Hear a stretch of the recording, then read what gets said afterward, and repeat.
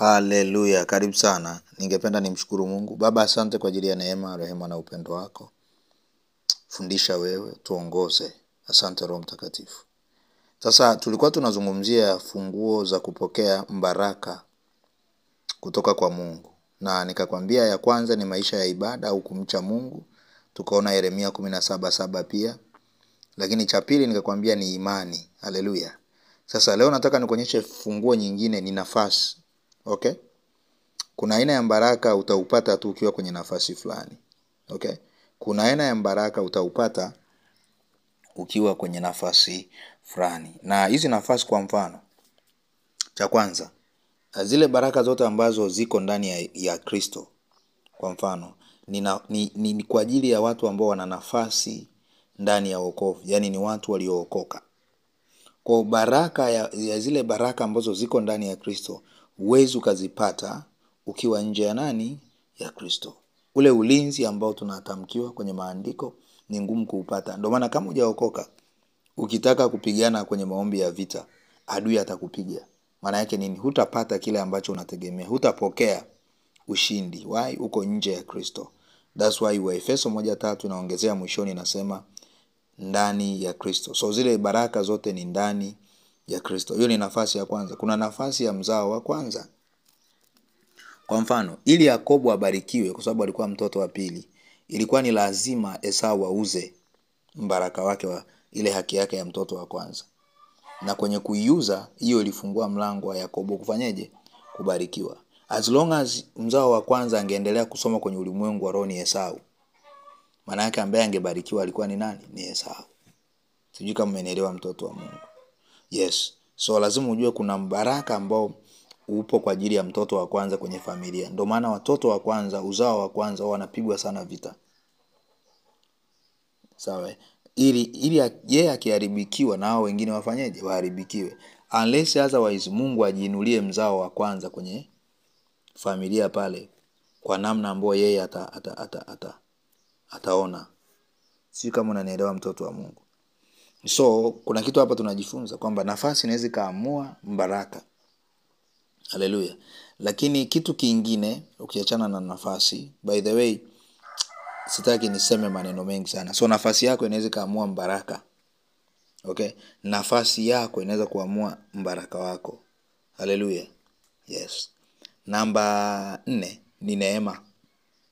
Yes, neema ya Mungu ni kustahilishwa pasipo kustahili. Neema ya Mungu ni kustahilishwa pasipo kustahili. Na kwenye kustahilishwa huku always kuna involve kitu kinaitwa baraka au baraka za Mungu. So kuna watu walipata baraka ya kuwa mama wa Bwana Yesu kama nani? Bikira Mariam. Kwa sababu ipi? Kwa sababu ya nini? Ya neema. Ndio maana maandiko yanasema umebarikiwa kuliko. Okay? So amebarikiwa. Ile kubarikiwa, zile baraka zimetokana na nini? Na neema ambayo Mungu alimpa. That's why akapokea hiyo baraka. Haleluya. So ilikuwa ni baraka ambayo ilitokana na kitu kinaitwa neema. Neema. Ukisoma Luka 1:30. Luka 1:30, malaika akamwambia, usiogope Mariamu, kwa maana umepata neema kwa Mungu. Haleluya. Tazama, utachukua mimba na kuzaa mtoto mwanamume, na jina lake utamuita Yesu. Huyo atakuwa mkuu, ataitwa mwana wa Aliye Juu, na Bwana Mungu atampa kiti cha enzi cha Daudi baba yake. Ataimiliki nyumba ya Yakobo hata milele, na ufalme wake utakuwa hauna mwisho. Haleluya. Haleluya. Unaweza kuona huu ni mbaraka. Kuzaa mfalme wa wafalme ni mbaraka, na huu ulipatikana kwa kitu kinaitwa neema. So kuna muda unabarikiwa sio kwa sababu unastahili. Okay? Unabarikiwa kwa sababu Mungu ameamua tu kukubariki. Haleluya. Yes. So hii ndio inaitwa nini? Neema. Lakini remember, huu mbaraka ambao Bikira Mariamu aliupata, ili uupate ilikuwa lazima uwe bikira. Umeelewa? So kuna aina ya mbaraka ambao ili uupate kuna conditions lazima umiti. Kuna nafasi lazima uwe nayo. Ili hapa kwenye huu baraka ambao Mariamu aliupata ilikuwa ni lazima uwe bikira. Bila bikira ulikuwa uwezi kupata huo baraka. So kwenye maisha yetu lazima ujue kuna sometime lazima ujiweke kwenye nafasi ya kupokea baraka.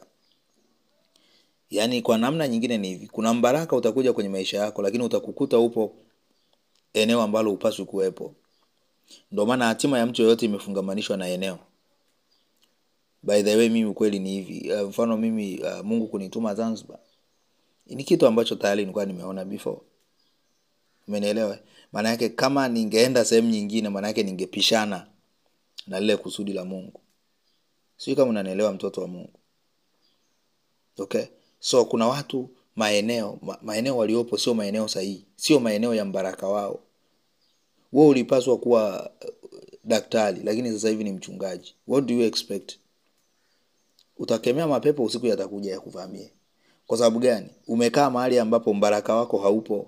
Kila mbaraka pia uko located maeneo fulani. Kuna watu mbaraka wako mashambani kwenye kilimo, lakini wapo makanisani.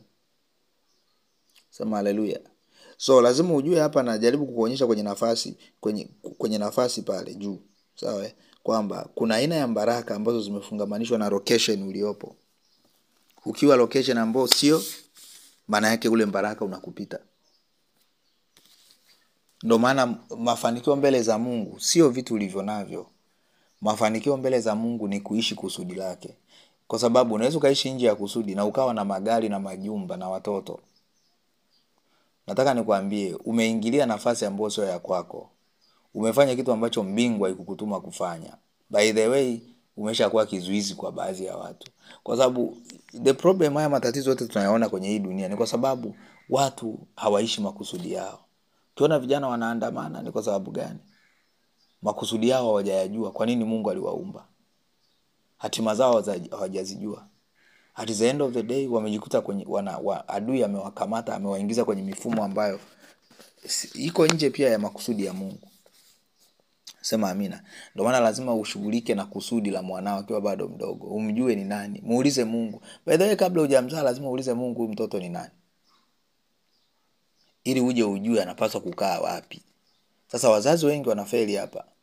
Mzazi anataka mtoto wake awe daktari, anaforce awe mwanasheria. Hataki hata kujua kwamba ndani mwake kuna nini. Yaani anaforce tu. Why? Anataka kuheshimiwa na majirani. Anataka heshima yake. Na haya ni mengine tutajibu siku ya mwisho. Kwa sababu huo ni ubinafsi. Unaangalia heshima yako mzazi kuliko kuangalia Mungu ameweka nini ndani ya mtoto wako. Maana yake unataka kuwa juu ya Mungu aliyemuumba huyo mtoto. I'm telling you. Do you know, upaswi kuwalalamikia wazazi wako, lakini ukweli ni kwamba kuna baadhi ya watu wanavishi maisha kama matokeo ya wazazi wao. Ndio maana kama mzazi hauombi, mzazi hausomi neno, utakuja kuleta hasara kwa watoto wako. Maana yake utawaingiza kwenye mashimo bila wewe kujua unawaingiza kwenye mashimo. Utamharibu mtoto wako bila kujua unamharibu. Kumbuka kuna dada mmoja wa Manyara, kuna kipindi alinipigia simu, alipewa namba na watumishi huko. Sasa wakati naongea naye baadaye kumbe mama yake, moja ya kitu anachofanya ni kama yani kuna muda kabisa anamwambia, unakaa hapa nyumbani unafanya nini? Nenda bwana huko mtaani. Umri umeshaenda, unakaa nyumbani. You see? Na sometimes ana force kwamba umekaa tu hapa nyumbani, leta hata hela ya mboga. You see? So anampressurize huyu mtoto aanze kupata hela ambazo sio halali. Pengine aenda aingie kwenye mahusiano na wanaume. Lazima Mungu atusaidie hapa. Ninachosema ni nini? Make sure kwamba upo location sahihi. Ukikaa location ambayo sio sahihi, hiyo kazi unaoifanya itakuwa ngumu sana. Wewe ulipaswa kuwa mchungaji, afu ni daktari. Nataka nikwambie hiyo kazi utaiona ngumu sana. Nawaambia ni very easy. Yaani mimi nimejifunza hiki kitu. Ni very easy. Very easy ukiwa kwenye location. Watu nje watasema huyu mtu kapelekwa huko, ataweza kweli. Lakini wewe ndani mwako wala una shida. Una amani kabisa.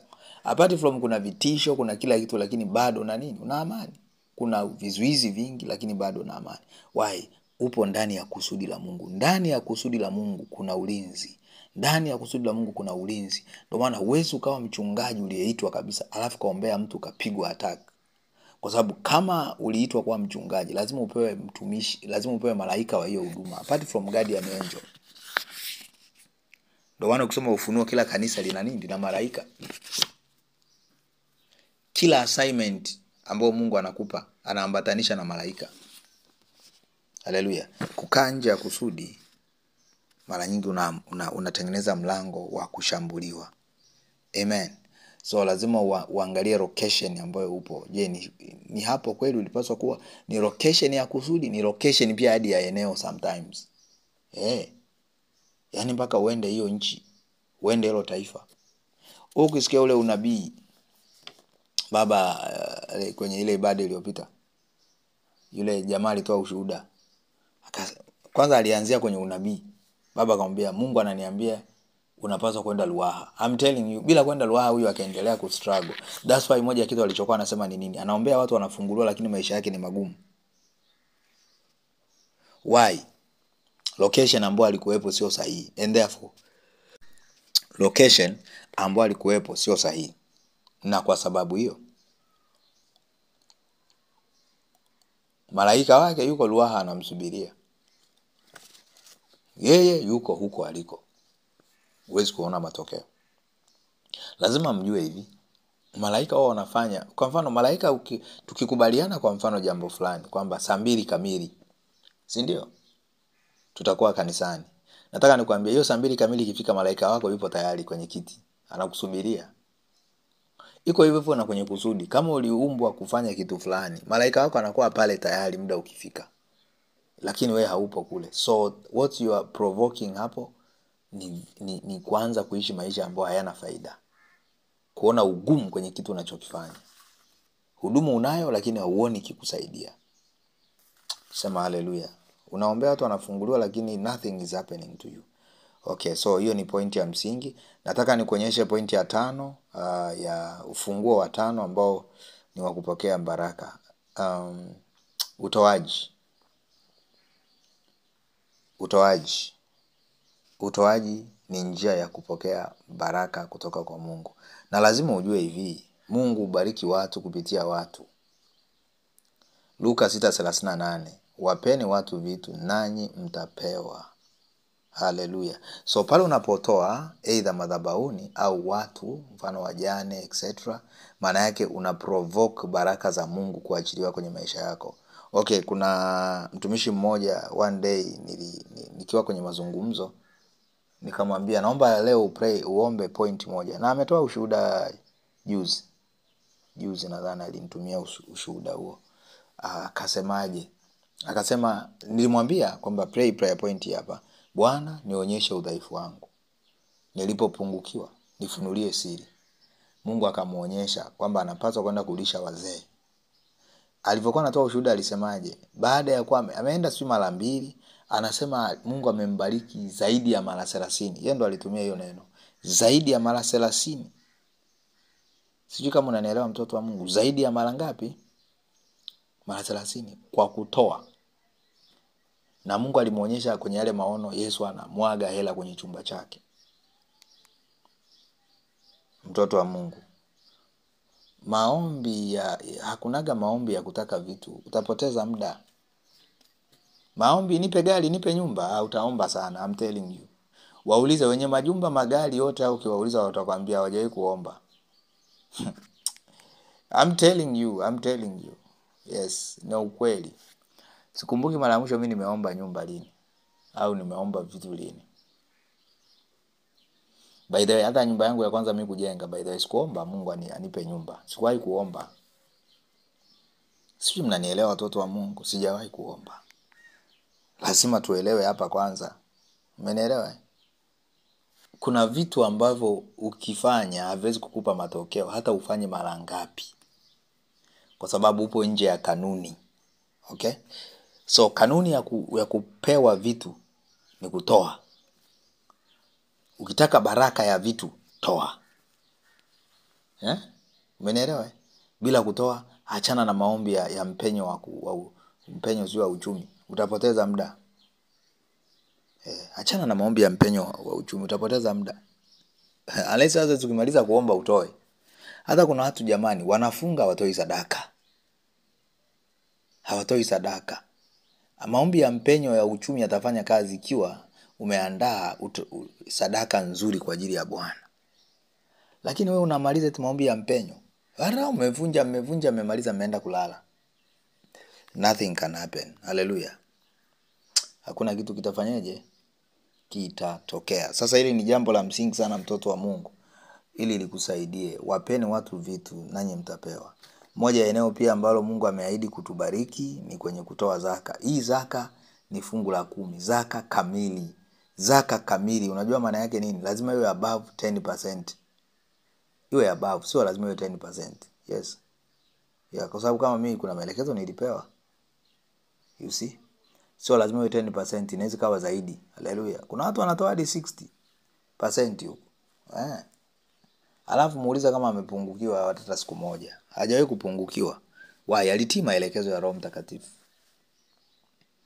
Haleluya. So hili ni jambo la msingi ujue. Ukisoma ile Malaki 3:10 hadi 11. Ngoja nikusomee mtoto wa Mungu.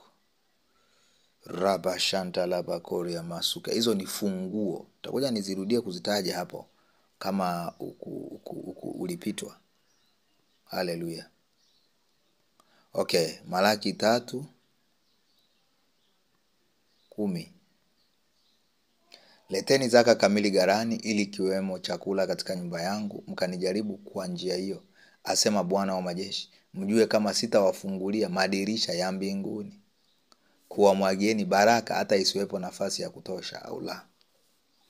Hii ndo tafsiri ya ile kwamba utafuteni kwanza ufalme wake na haki yake na vingine mtazidishiwa. Kuzidishiwa ipi? Hata isiwepo nafasi ya kutosha. Haleluya. Kutafuta ufalme wa Mungu. Unautafutaje? Moja ya eneo unalitafuta ni kuwasaidia hao walio kwenye ufalme wa Mungu. Uwezo kwa sehemu ya ufalme wa Mungu if you are not a participant ya yale ambayo ni haki katika ule ufalme. Moja ya haki ni kusaidia wengine. Haleluya. Kusaidia wengine. Kusaidia kutoa. Haleluya. Kwa sababu I'm telling you, mara nyingi zaka zinakuwa na matumizi yake kanisani. Unajua watu wakifikiri wanatoa wanafikiri wanatoaga tu zinaenda zote kwa wachungaji. Sio kweli. Kuna utaratibu unakuwepo. That's why utaona kama pale madhabahuni kuna hazina mbinguni, si ndio kujengea nyumba za wasiojiweza, kuna redio. Pale unapotoa kwenye redio kwa mfano, maana yake mtu anapobarikiwa na yeye unapata share yako. Mimi napendaga sana kutoa kwenye project kama hizo. Yani projects kama ya redio. Yani you are sure kwamba watu watabarikiwa kwa sababu una uhakika madhabahu ni ya Mungu. So unajua kabisa nikitoa mtu fulani akiponywa, akifunguliwa, akikua kiroho, kuna share yako mbinguni. Maana lazima uwe makini pia unatoa wapi. Kwa sababu ukikosea kutoa unafungwa. Ukitoa kwenye madhabahu ya giza kinachotokea ni kifungo cha nafsi. Kwa sababu hazina yako ilipo ndiko moyo wako ulipo. Moyo ni kitu cha kiroho. Moyo wako unaweza kunaswa na madhabahu. Nafsi yako inaweza kashikiliwa na madhabahu kwa sababu hazina yako ipo huko. Yaani umetoa huko sadaka. Sasa kuna watu wanatoaga tu sadaka everywhere unatoa tu sadaka. Na sadaka faida yake nyingine ni nini? Apart from tu kubarikiwa na Mungu, inakupa connection na ile madhabahu. Kama kuna baraka fulani Mungu anaiachia kwenye madhabahu, ile baraka na wewe unakuwa mfaidika. Hata Wakristo wengi hawajui kujiunganisha na madhabahu. Unajiunganishaje na madhabahu? Cha kwanza kabisa ni mafundisho. Yaani ukiwa ni mzembe kusikiliza mafundisho, itakuchukua muda sana kuelewa hiki nacho kujiunganisha. Okay? Naomba niishie hapa, video isiwe ndefu sana. Mungu akubariki, nikutakie siku njema. Endelea kufuatilia mafundisho. So hizo funguo tulizosema ni nini? Cha kwanza ni kuishi maisha ya ibada, imani, nafasi, neema, utoaji. By the way kuna point katikati niliingiza hapo inahusiana na location au eneo ambalo unakuwepo pia linaweza likaamua pia kupokea baraka au usipokee. Ukikosea pa kuwepo maana yake unapishana